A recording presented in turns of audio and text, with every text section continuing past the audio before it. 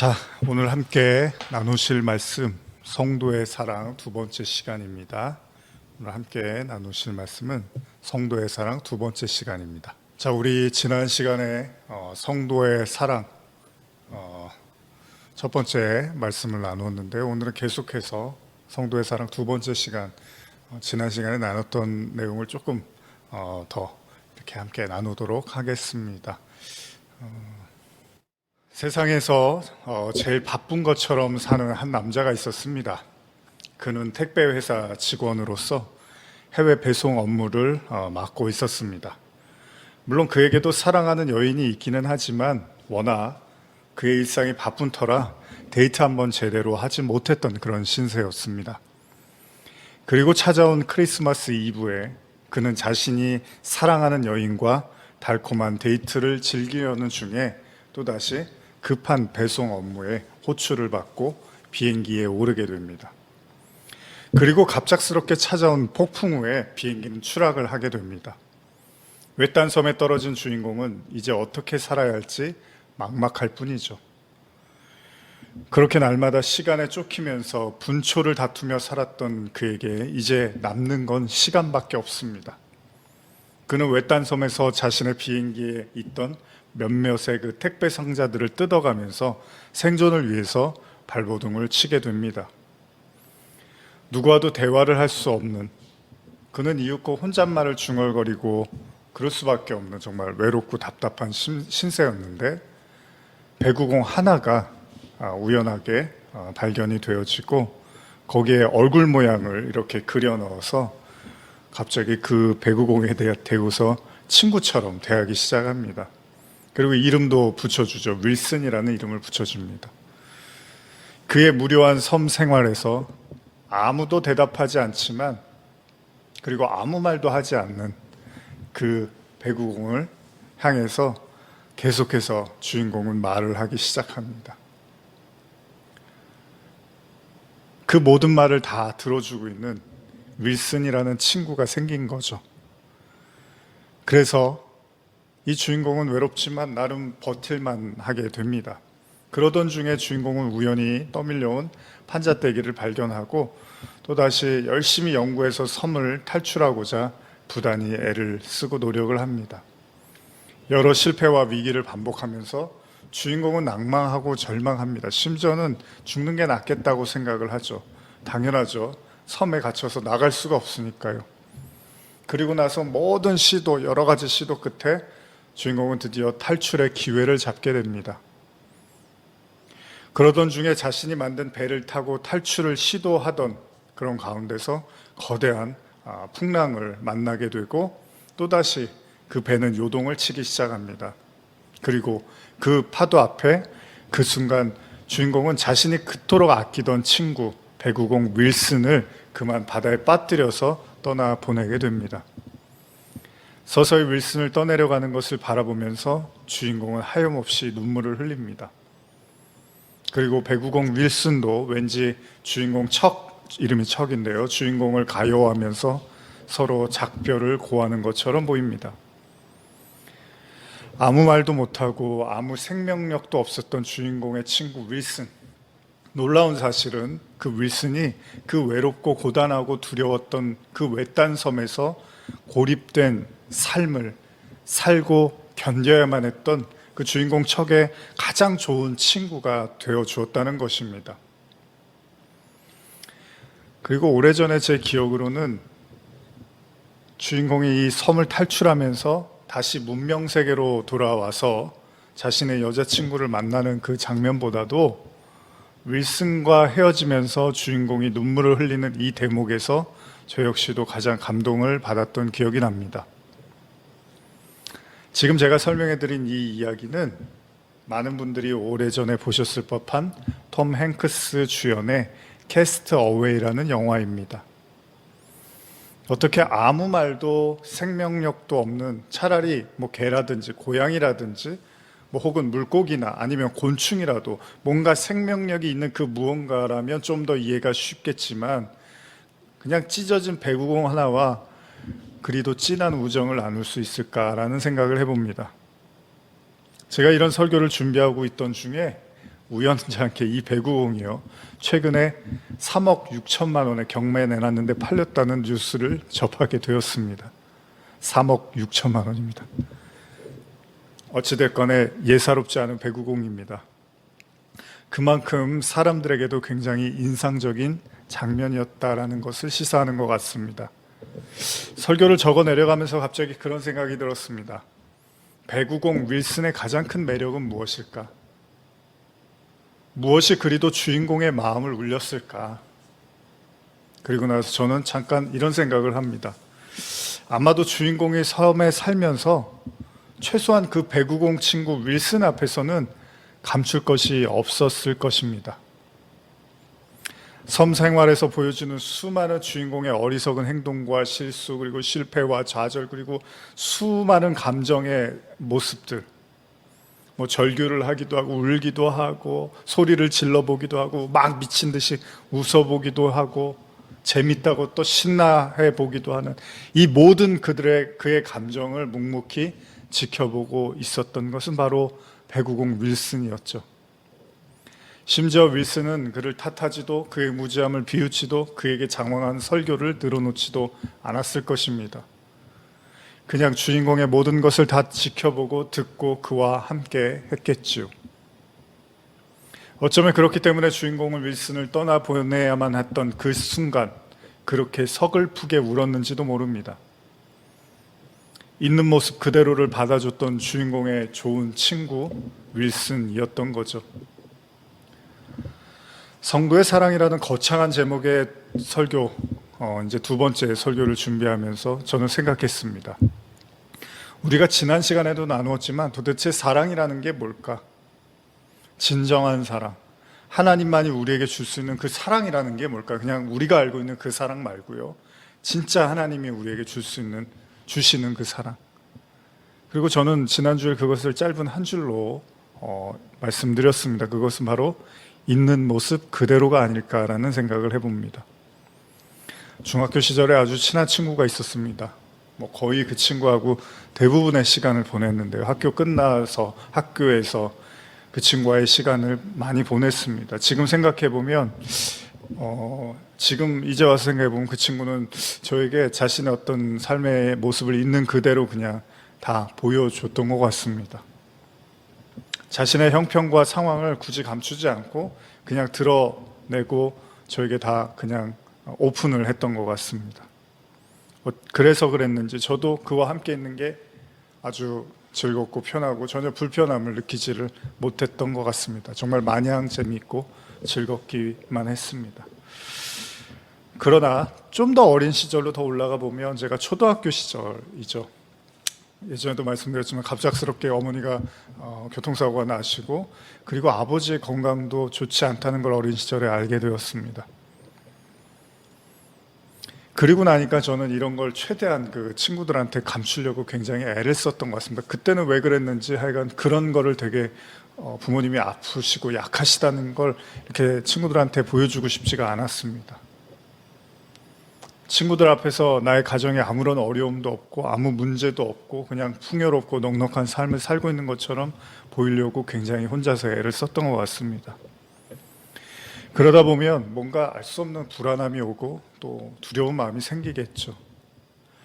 여러분, 보여주기 싫은 걸 감추려고 하면 할수록 그만큼의 또 긴장, 불행, 또 고통, 아픔도 찾아올 수 있는 법이잖아요.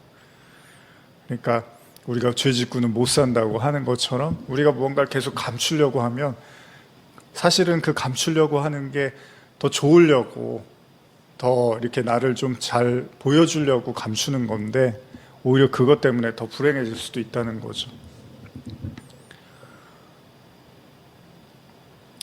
근데 이게 저의 이야기뿐이겠습니까? 때때로 우리는 무언가를 감추려고 굉장히 애를 쓰고요. 또 어떤 거를 드러나려고 할 때 굉장히 그거를 두려워하기도 하죠. 많은 사람들이 다 이런저런 모습들에 감추고 싶은 것들이 있을 겁니다. 그렇다고 또 모든 사람한테 모든 걸 다 드러내고 살 필요도 없죠. 중요한 건 뭐죠? 나의 모든 것을 있는 그대로 바라보고 받아줄 그 누군가가 있으면 되는 거잖아요. 하나든 둘이든 그런 존재가 있으면 되는 거잖아요.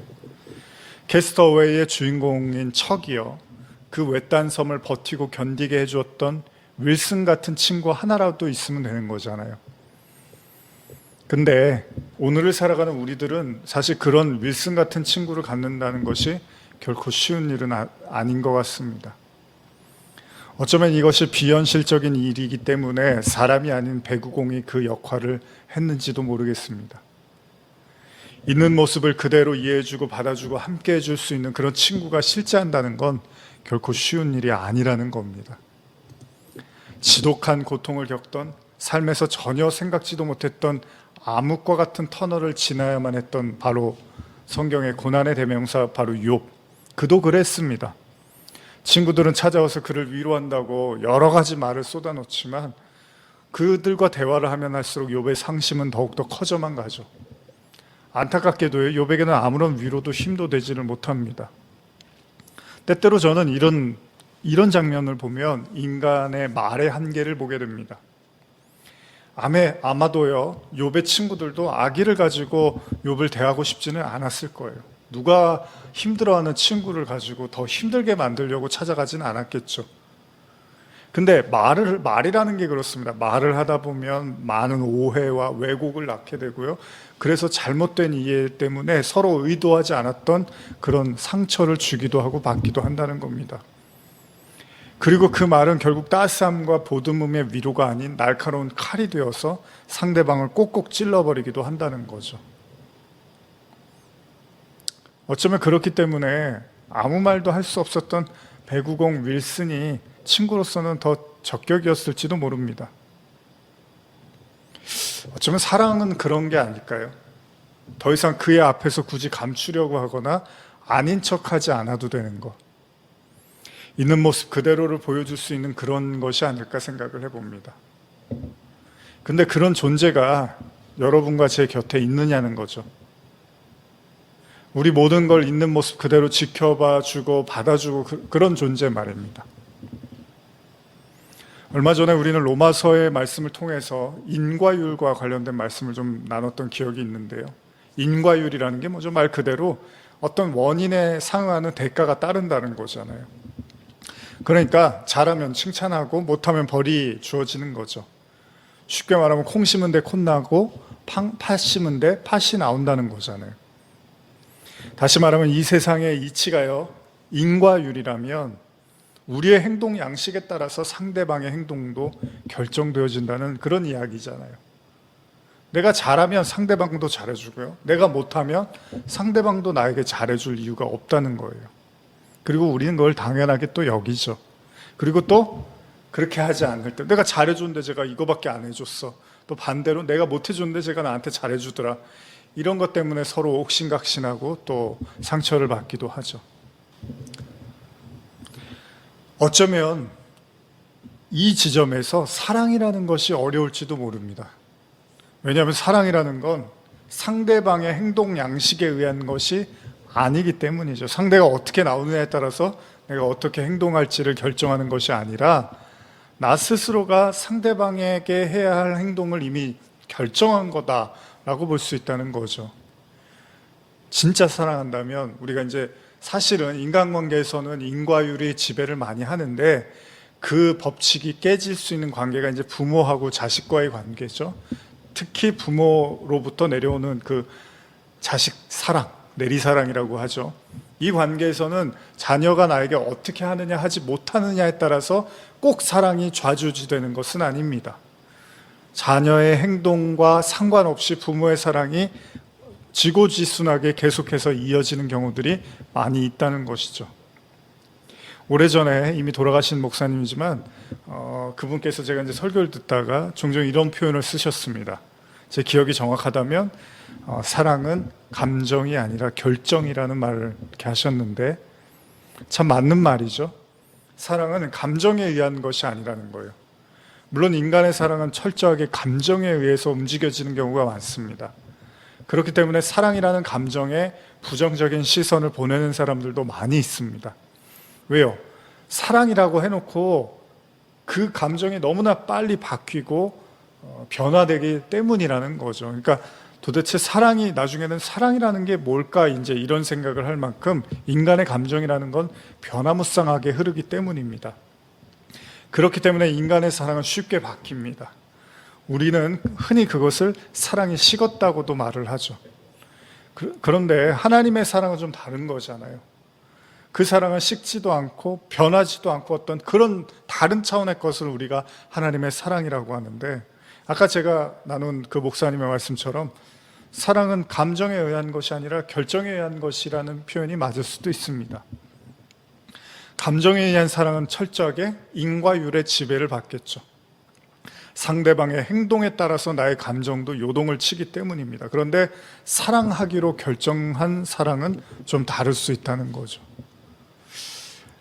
그러다 보니까 본문 하나가 떠올라서 제가 한번 좀 읽어드리려고 하는데, 룻기입니다. 룻기, 여러분들 잘 아시는 룻기, 나오미 이야기죠. 나오미하고 룻 이야기인데, 여기 제가 현대어 성경으로 천천히 한번 룻기 1장을 좀 1장 1절에서 18절인데 한번 읽어드릴게요. 1장 1절에서 18절입니다. 천천히 한번 들어보세요.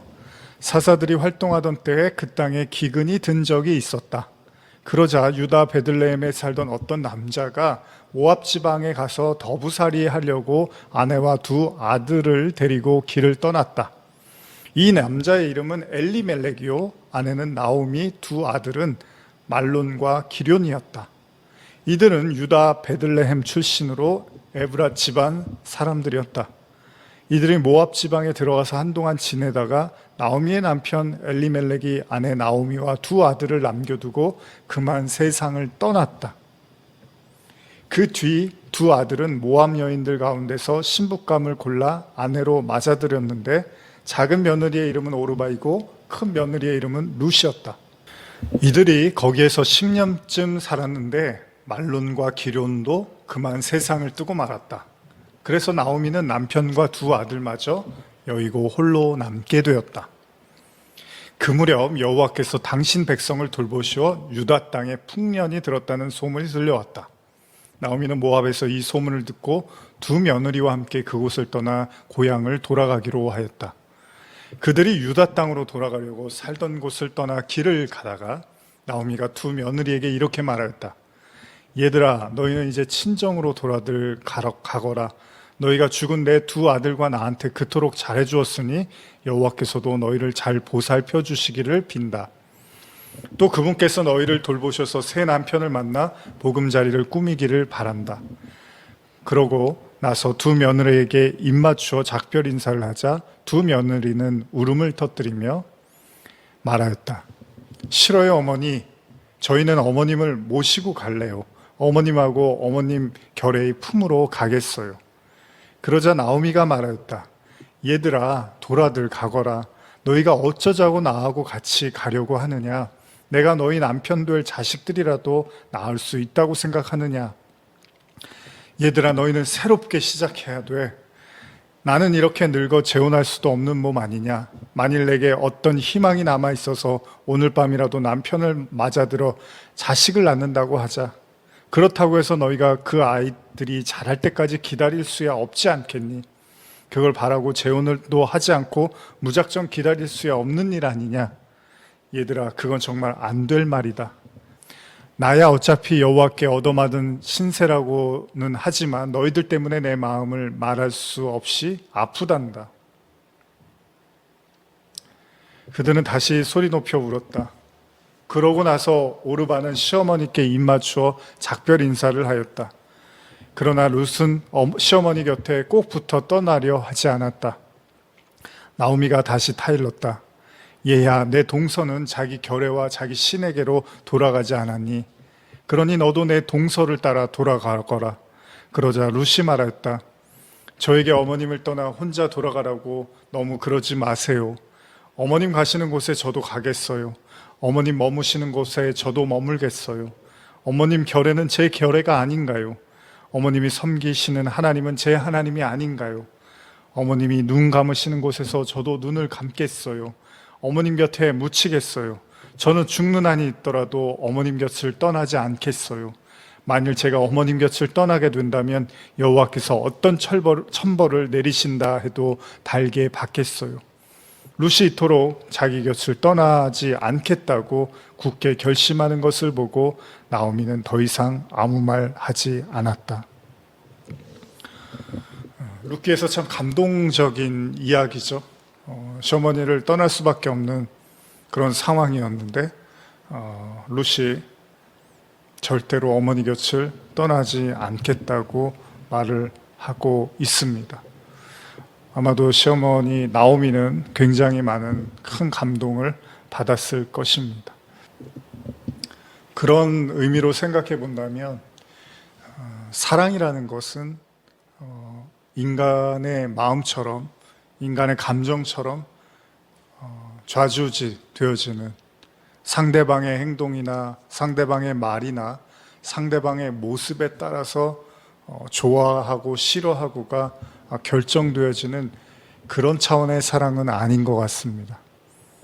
오늘 지금 나눈 이 룻기에서의 모습처럼 어떤 상황에서도 룻이 자신의 시어머니를 떠나지 않겠다라는 고백 속에는 그 모든 것들에 대한 감정에 대한 이야기, 뭐 나에게 이익이 될 것이냐 되지 않을 것이냐, 내가 저렇게 하면은 팔자가 더 좋아질 거냐 좋아지지 않을 것이냐, 이런 것들을 판단하는 것이 아니라요, 그냥 무조건 마음으로 결정을 한 거죠. 내가 그냥 죽더라도, 같이 죽더라도 시어머니의 그 함께 하겠다, 시어머니와 함께 살고 함께 죽겠다라는 그 간절한 그 마음은 어쩌면은 사랑이 감정이 아니라 결정이라는 것을 우리에게 보여주고 있는지도 모릅니다. 사실 그렇잖아요. 우리가 하나님이 성도들을 택하셨다라는 표현을 할 때 이 택하셨다라는 것은 하나님이 이미 사랑하시기로 결정하셨다라는 거죠. 하나님이 이스라엘을 택하시고 이스라엘을 구원하셨다라고 하셨을 때 하나님이 이스라엘을 택하시고 구원하신 그것이 이제 구약에서 또 모세오경을 통해서도 나타나는 모습이잖아요. 하나님이 한번 택하시고 끝까지 그들을 가나안까지 이끌어 가시고 구원해 내시는 그 장면들을 보면서 하나님의 사랑이라는 것은 우리의 생각과 우리의 어떤 이성과 우리의 논리로 이해할 문제들은 아니라는 거죠. 하나님의 사랑은 하나님 스스로가 결정하시고 하나님 스스로가 지키시기를 원하시는 거기 때문에 사실 거기에는 인간의 어떠함이 크게 좌우할 수 없다라는 것을 의미하기도 합니다. 그런 차원에서 하나님의 사랑을 우리가 생각해 본다면 사실은 오늘 제가 예배 소도에서도 말씀드렸지만 예배라는 것이 기쁨과 즐거움이 돼야 된다는 것이 어쩌면은 우리가 하나님 앞에 나아간다라는 것이 물론 우리가 죄를 짓고 하나님 앞에 범죄한 자로서 또 그리스도의 은혜를 힘입어 피를 힘입어 이제 하나님께 나아가잖아요.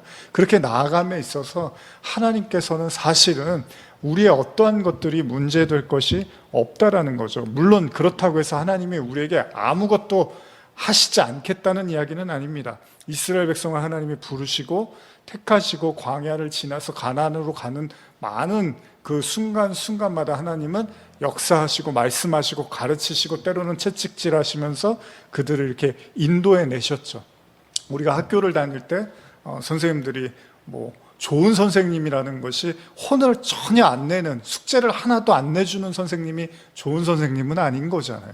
숙제도 내주고 때로는 혼도 내주고 하면서 아이가 좋은 방향으로 갈 수 있게 이끌어주는 걸 좋은 선생님이라 그러지, 잔소리도 안 하고 혼도 안 내고 숙제도 안 내주고 아무 짓을 해도 아무 말도 안 하는 그것을 좋은 선생님이라고 하는 것은 아니잖아요. 그러니까 하나님이 우리와 함께 하시고 사랑으로 대하신다고 할 때 하나님께서 아무 말도 하지 않고 아무 얘기도 하지 않고 아무 무거운 짐도 주지 않고 아무런 숙제도 주지 않고 아무런 손가락질도 하지 않고 그냥 있는 그대로 다 받아준다는 것이 개의치 않는다라는 그런 얘기는 아닙니다. 하나님은 히브리서 12장에도 나온 말씀처럼 하나님은 그 아들들을 회초리로 가르치고 훈계를 하십니다.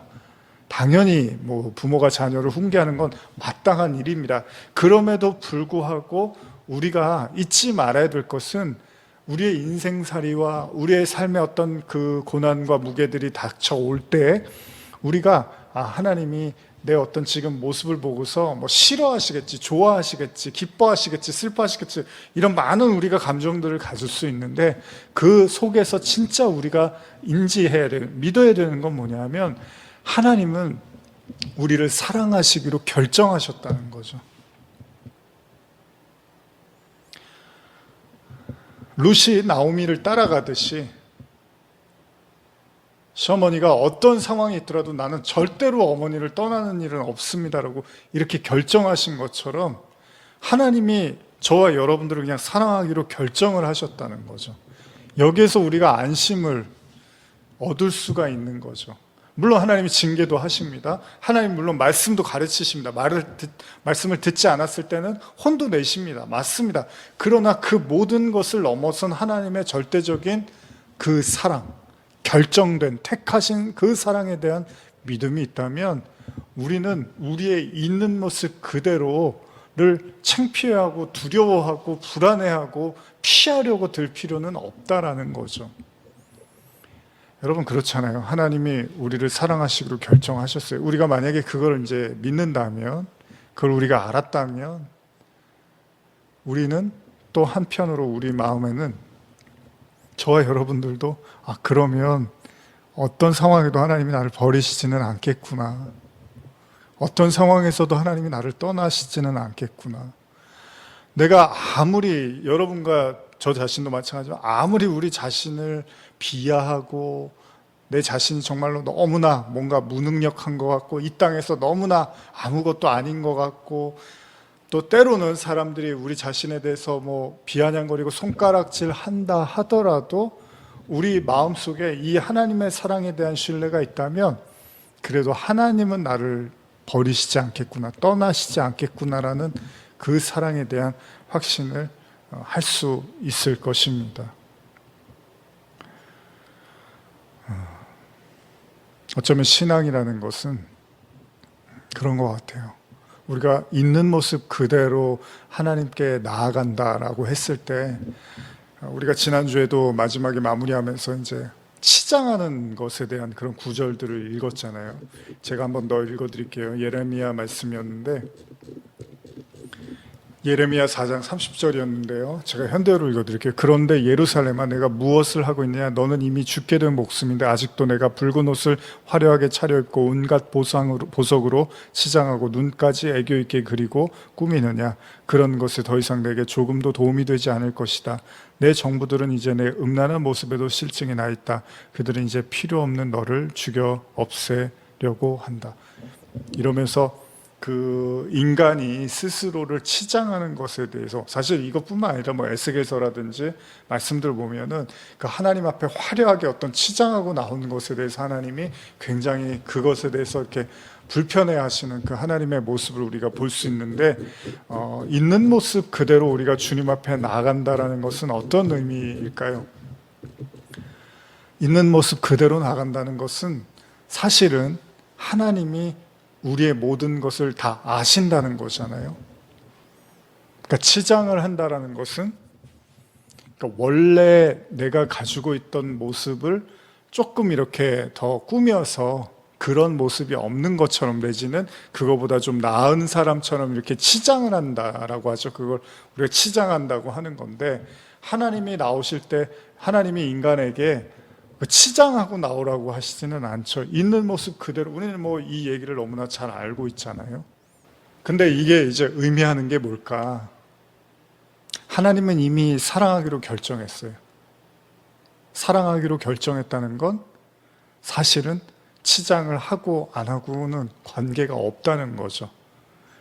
그래도 제가 치장해야지 하나님이 이왕 사랑해 주시는 거 조금 더 좋아하시지 않을까? 그러면은 치장할 때 좋아하시고 치장 안 할 때는 안 좋아하시는 하나님이면 결국 우리는 또 계속 치장하는 쪽으로 가야 되는 거죠.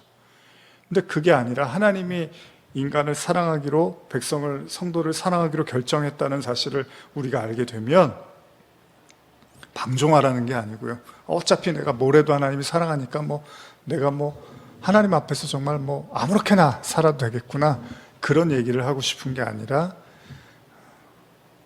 저와 여러분들이 하나님을 향해서 나아갈 때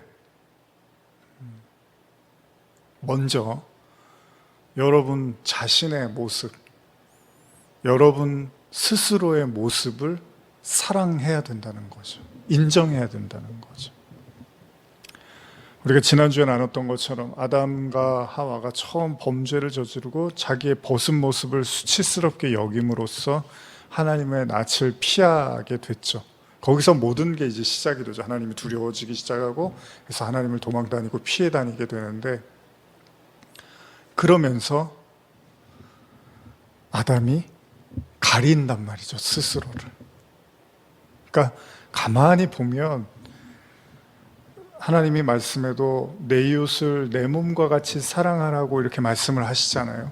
그렇게 할 때도 결국은 이웃에 대한 사랑과 나 자신에 대한 사랑이 결코 다른 이야기는 아니라는 거잖아요. 그러니까 아담 이야기로 하면 스스로를 수치스럽게 여기니까 순간 하나님도 나를 수치스럽게 여기겠구나 생각을 할 것이고, 그러고 나니까 나중에 뭐라 그래요? 그 여인도, 하와도 하나님이 만들어주신 보내준 저 여자 때문에 내가 이렇게 범죄했습니다라고 하면서 서로를 이렇게 손가락질하고 미워하는 상태가 되는데, 그 죄의 근본적인 출발은 어디에 있었냐 하면 자기 자신에 대해서 수치스러움을 가졌다는 거죠. 그러니까 선악과를 잘못 먹은 거죠. 선악과를 먹고 나니까 내가 벗은 모습이 수치스러워지기 시작을 했다는 겁니다. 결국은 그 자기 자신에 대한 이해와 인정과 사랑이 결국 타인에 대한 사랑으로 나오겠죠. 예를 들면요. 어떤 사람이 나는 절대 지각하지 않아. 나는 절대 지각하는 건 용서할 수 없어. 이런 생각을 가지고 산다고 해요. 그러면 본인이 지각을 굉장히 이제 안 하려고 노력을 할 거 아니에요. 그러면서 결국 그 사람이 스스로가 지각을 했을 때 어떻게 할 거예요? 자기를 막 비난하겠죠. 내가 왜 지각을 했을까? 다른 건 몰라. 지각만큼은 하지 마. 사람이 성실해야 되는데. 예를 들면 그런 생각을 하면 이 사람은 이미 스스로 그렇게 생각한 것 때문에 다른 사람들이 지각하는 거에 대해서 절대 용납을 안 해주겠죠. 왜요? 본인이 스스로를 용납을 못하니까. 마찬가지로 아담이 선악과를 먹고 자기의 그 하체를 보고서 수치스럽게 여기는 순간 아담은 그게 다 수치스러운 거예요. 그렇게 벌거벗은 모든 걸 볼 때마다 그건 수치스러운 거라고 생각할 거고, 심지어는 하나님도 그렇게 생각할 거라고 착각을 할 거라는 거죠. 결국 뭐예요? 자기 자신에 대한 인식, 자기 자신에 대한 사랑이 모자르다 보니까 다른 사람들도 똑같이 정죄하고 판단하고 서로 다툴 수밖에 없는 상황으로 가게 될 것이라는 겁니다. 그래서 하나님이 있는 모습 그대로 나오라는 게 단순하게 그냥 파자마 차림으로 교회 와도 된다 이런 얘기가 아니고요. 저와 여러분들의 그 모든 나약함과 수치스러움과 그 모든 연약함을 있는 그대로 바라보고 그조차도 사랑하시는, 그것과 관계없이 무관하게 사랑하시는 그 하나님에 대한 신뢰를 가지고 나아갈 때, 여러분들이 그래야지만 여러분들이 연약하고 나약하고 하나님 앞에 정말 보잘것 없어 보이는 그들을 향해서도 그래도 하나님이 당신을 사랑하신다고 말할 수가 있다는 겁니다. 결국은 자기 자신에 대한, 그러니까 선악과는 그런 거예요. 그 선악과를 먹고 결국은 자기 자신에 대해서 사랑하지 못하게 됐다는 거예요. 인정하지 못하게 됐다는 거죠. 그걸 자꾸 악하고 나쁘고 감춰야 되고 피해야 되고 도망쳐야 될 걸로 보다 보니까 하나님이 친구였는데, 하나님이 윌슨과 같은 좋은 친구였는데 어느 순간에 하나님이 피해 다녀야 되는, 도망쳐야 되는 친구로 바뀌어 버렸다는 겁니다. 결국은 저주를 하죠. 이게 우리가 잘 알고 있는 요한복음 21장에 나온 이야기인데요. 베드로가 예수님을 3번 부인하고 십자가를 지러 가시는 예수님을 3번 부인합니다. 왜요? 자기 목숨을 보존하기 위해서. 근데 베드로가 너무나 괴로워해요. 야, 자기가 이렇게까지 난 너무 예수님을 사랑하는 줄 알았는데 너무 비겁한 거예요, 자신이 봤을 때. 야, 나도 결국은 내 목숨이 위태해지니까 내가 이렇게 예수님을 비난하고 저주하는구나. 그러면서 스스로에 대해서 굉장한 자책감을 갖고 있습니다. 그때 예수님은 이제 십자가를 지러 가셨고 베드로는 굉장히 괴로워하던 나머지 제자들과 함께 물고기를 이제 잡으러 가죠. 근데 성경에는 밤이 새도록 고기 한 마리도 잡지를 못했다고 하죠. 베드로의 심정이 아마도 이랬을 거예요. 정말로 자기 자신이 너무나 미웠을 거예요. 그리고 제자들한테도 창피했겠죠. 만약에 그 사실을 제자들이 알았다면 그 예수님을 3번이나 저주하고 부인하고 했던 그 모습이 너무나 창피해서 뭐 고기를 잡는지 뭐 하는지 정신이 하나도 없었을 거예요. 그러던 중에 바닷가에 한 사람이 서 있는 걸 보게 되죠. 근데 누군지는 몰랐어요. 근데 가만히 보니까 예수님이었던 거죠. 예수님이 고기를 하나도 못 잡았다고 하니까 그물을 배 오른편으로 던지라고 합니다. 그럼 많이 잡힐 거라 그랬는데 정말로 그렇게 했더니 고기가 정말로 많이 잡혔습니다. 이때 베드로가 주님이시구나라고 생각을 하고 성경에 보면은 옷을 벗고 있던 시몬 베드로가 겉옷을 걸치고 물속으로 뛰어들어 바닷가 언덕까지 헤엄쳤다 이렇게 기록이 되어 있거든요. 현대어로요. 그리고 배에 남아있던 제자들도 그물을 끌며 배를 저 90m 정도 떨어진 언덕에 닿았다. 이렇게 기록이 되어 있습니다. 그러니까 주님이 나타나니까 베드로가 너무나 이제 흥분을 한 거죠. 그리고 나서 예수님하고 이렇게 조반을 먹습니다. 그리고 나서 예수님이 그 제자들에게 그 조반을 준비하시고 그걸 함께 이제 나누어 드십니다. 근데 이때 이제 예수님이 말씀을 하시죠. 베드로에게. 요한의 아들 시몬아, 내가 이 사람들보다 나를 더 사랑하느냐? 이제 이런 질문을 하세요. 베드로가 대답하죠. 주님이 아십니다. 무슨 말이죠? 주님이 아신다는 게 무슨 말이죠? 다 아시잖아요, 주님. 예수님은 베드로에게 3번 동일한 질문을 던지시고 베드로는 3번 비슷한 대답을 하게 됩니다. 베드로가 몰랐던 건 베드로는 예수님이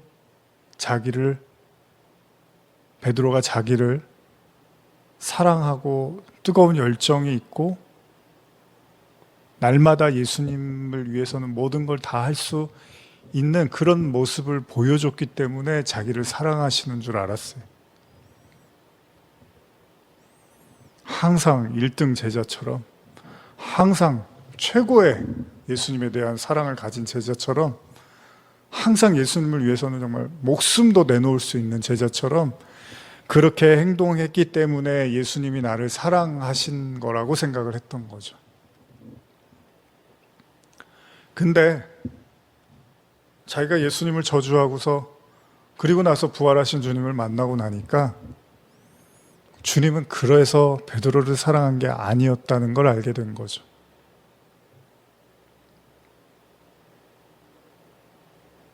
더 놀라운 사실은 주님은 베드로가 어떤 사람인지를 베드로보다 더 잘 알고 계셨다는 겁니다.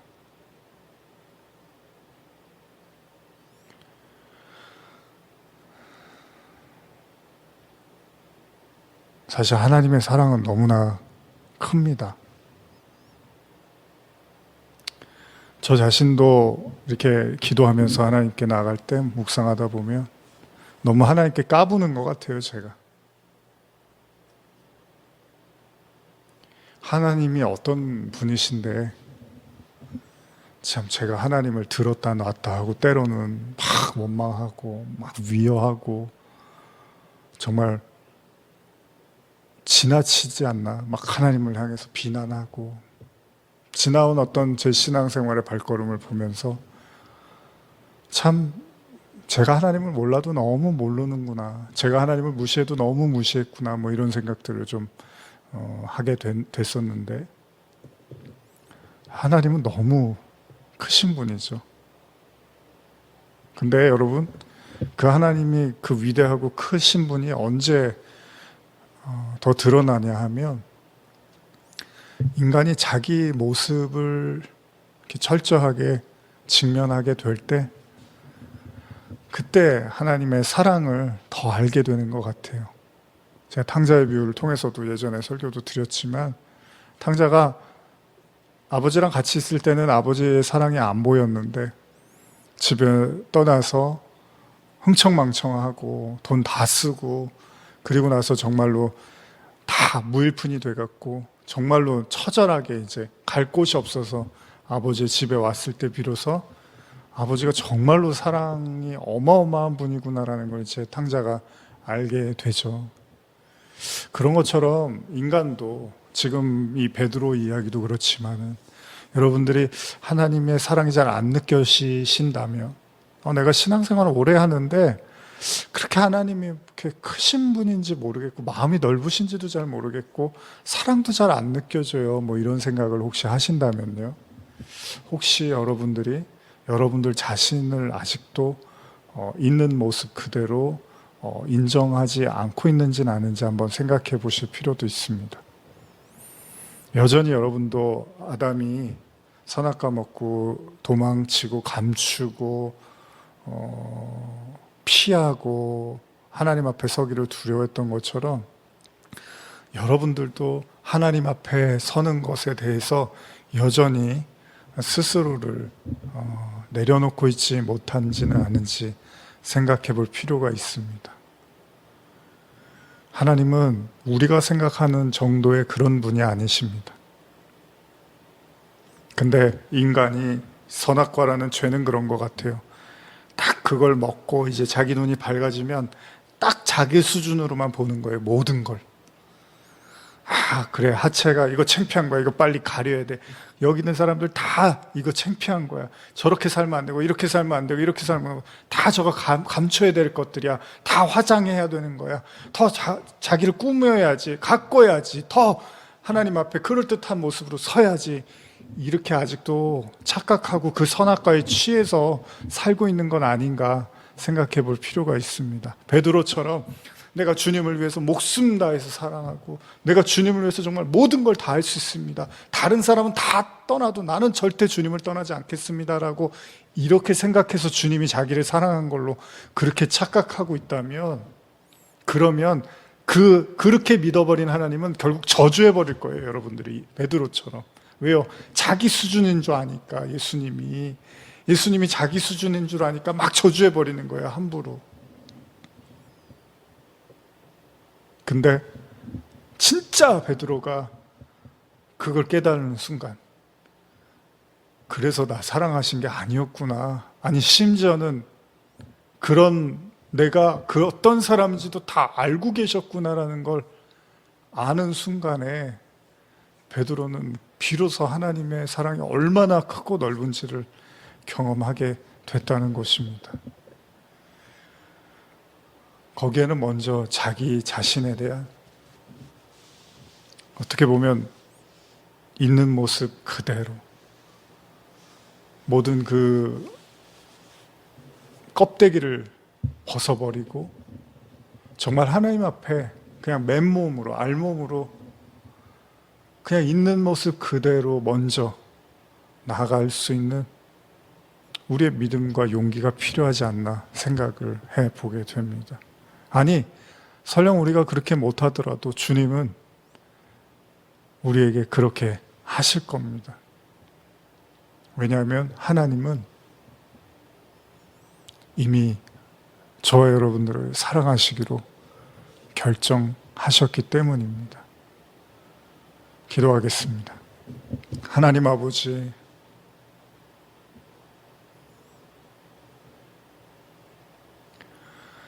하나님이 얼마나 크고 위대하신데 참 이 인간들의 이 알량한 생각과 말,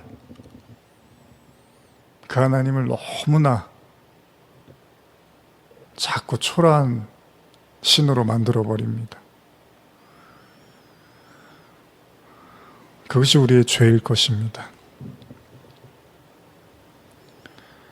말씀을 잘 전하고 싶었지만 어찌 하나님의 사랑을 이 세치의 혀로 말하겠습니까? 다 하늘을 두루머리 삼고 바다를 먹물 삼아도 다 쓸 수 없는 그 하나님 사랑을 이 짧은 시간 이 변변치 못한 말로 그 하나님 사랑을 논할 수 있겠습니까? 많은 하나님의 영이 우리 성도들 마음을 때리고 울리셔서 하나님이 얼마나 우리를 사랑하시는지를 또 느끼고 깨닫게 하여 주시옵소서. 감사드리며 예수님의 이름으로 기도드립니다. 아멘. 다음 주일은 아까 말씀드린 것처럼 추수감사주일로 현장에서 예배가 예정되어 있습니다. 우리 성도분들은 참여하실 수 있고요. 혹시 동행하시거나 하시는 분들이 계시면 또 저한테 사전에 연락을 주시면 감사하겠습니다. 여러 가지로 이제 날씨도 많이 추워졌고요. 여러 가지로 또 건강 나빠지실 수 있는데 잘 식사 잘 하시고 또 운동도 잘 하셔서 건강도 잘 챙기시고 이번 한 주는 오늘 나눴던 말씀처럼 특별히 하나님이 정말 우리를 사랑하시는가에 대한 하나님의 응답하심과 손길이 있기를 또한 간절히 축복합니다. 우리 마지막으로 우리 지난주에 불렀던 찬양 아버지 주 나의 기업 대신에 우리 찬양 부르시고 축도로 예배를 마치겠습니다.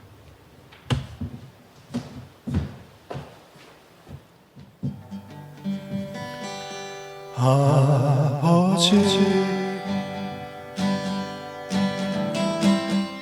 주 나의 기업 되시네 주님은 내 소망 내 기쁨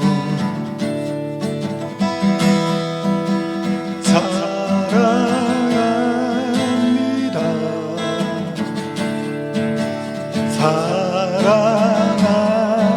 사랑합니다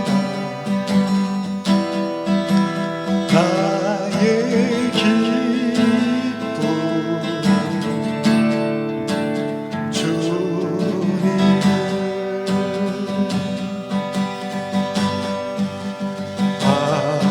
아버지 주 나의 기업 되시네 주님은 내 소망 내 기쁨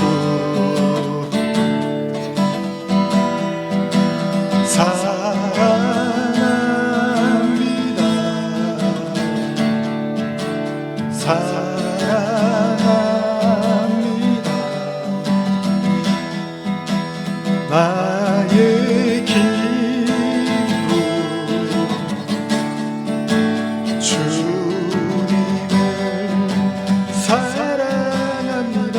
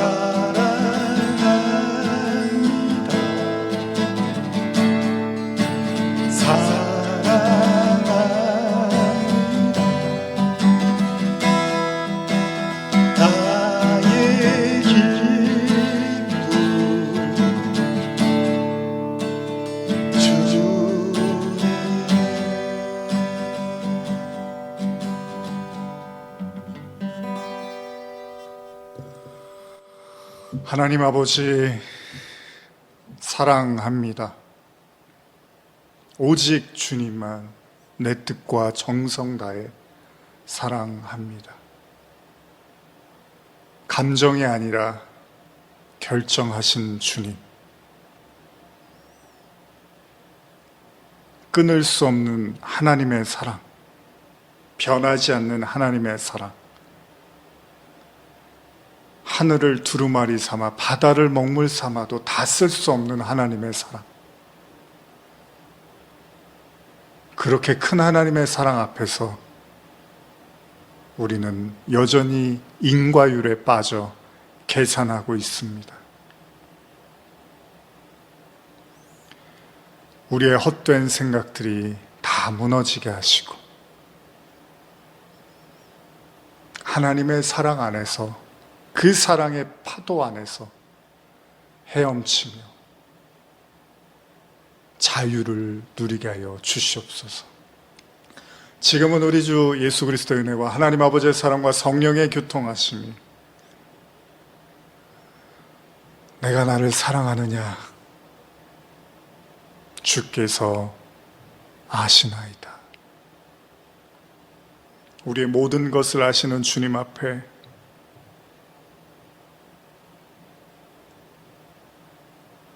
그 사랑을 감사하며 고백하며 인정하며 나가는 모든 성도들 머리 위에, 병상에서 일터에서 모든 삶의 현장에서 그렇게 머리 숙인 모든 성도들 머리 위에 지금부터 영원히 함께 있을지어다.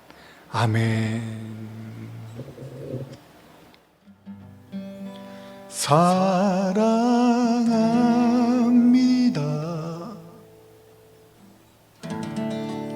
사랑합니다.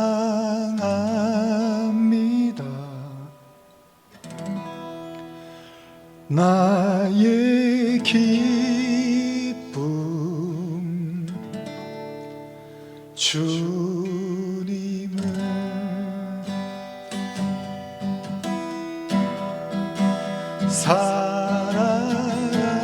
사랑합니다. 사랑합니다.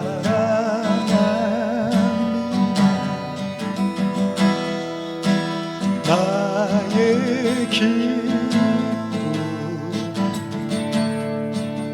주님을 사랑합니다. 사랑합니다.